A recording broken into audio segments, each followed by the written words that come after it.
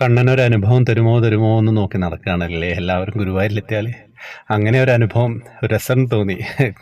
എന്താണെന്ന് വെച്ച് കഴിഞ്ഞാൽ ഞാൻ പറയില്ലേ, ഓരോ അണുവിലും ഭഗവാന്റെ സാമീപ്യം കാണുക എന്ന് പറയുന്നത്. ഇത് കേട്ട് കഴിഞ്ഞാൽ നിങ്ങൾക്ക് മനസ്സിലാവും. നമസ്തേ ശ്രീകാന്ത് സാർ, ഞാൻ ലാലി, എറണാകുളം പറവൂരാണ് എൻ്റെ സ്ഥലം. ഇതിനു മുൻപ് ഞാൻ മഞ്ചാടിക്കുരുവിൻ്റെ അനുഭവം പറഞ്ഞിരുന്നു. ഈ അനുഭവം എന്താണെന്ന് വെച്ചാൽ, വൈശാഖ മാസത്തിൽ ഗുരുവായൂർ പോയി. ഒറ്റയ്ക്കാണ് പോയത് കേട്ടോ. അന്ന് അക്ഷയ തൃതീയയായിരുന്നു, നല്ല തിരക്കായിരുന്നു. ഞാൻ ക്യൂവിൽ നിന്നപ്പോൾ ഭഗവാൻ ഒരു മിഠായി വാങ്ങിക്കൊടുക്കണമെന്ന് തോന്നി. ഞാൻ തെക്കേ നടയിൽ ഒരു കടയിൽ നിന്ന് 10 രൂപയുടെ ഒരു മഞ്ച് മിഠായി വാങ്ങി. ഞാൻ ക്യൂവിൽ നിന്ന് ഭഗവാന്റെ നടയിലെത്തി. മിഠായി ഭഗവാന്റെ നടയിൽ വെച്ച് പ്രാർത്ഥിച്ചു, ഈ മിഠായി സ്വീകരിക്കണേ ഭഗവാനെ. തൊഴുതിറങ്ങി. ഞാൻ അവിടെ നിന്ന് അങ്ങനെ പ്രാർത്ഥിച്ചത് കേട്ടോ. മിഠായി ഭഗവാൻ സ്വീകരിച്ചെങ്കിൽ എനിക്ക് അതിൻ്റെ സൂചന കാണിച്ചു തരണേ ഭഗവാനെ എന്നും കൂടെ പറഞ്ഞു കേട്ടോ.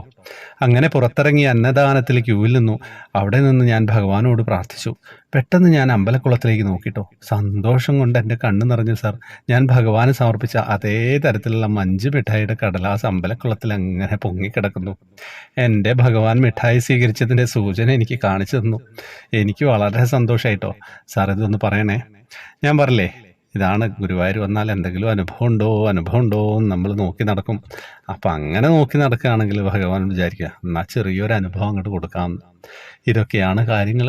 വേറെ എന്താ വിശേഷം? ഒന്നും പറയാനില്ല. വാട്സപ്പ് ഗ്രൂപ്പിലേക്ക് വരാം. കുറേ സമാന പദ്ധതികളൊക്കെ ആയിട്ട് നമ്മൾ മുന്നോട്ട് പോവാണ്. ഇനി അധികം ആൾക്ക് വേക്കൻസി ഇല്ല എന്നുള്ളതാണ് സത്യം. അല്ലെങ്കിൽ പുതിയ ഗ്രൂപ്പ് തുടങ്ങുന്നതിനെ പറ്റി ചിന്തിച്ചിട്ടില്ല. എന്തായാലും വരുന്നവർക്ക് വരാട്ടോ. ഹരേ കൃഷ്ണ.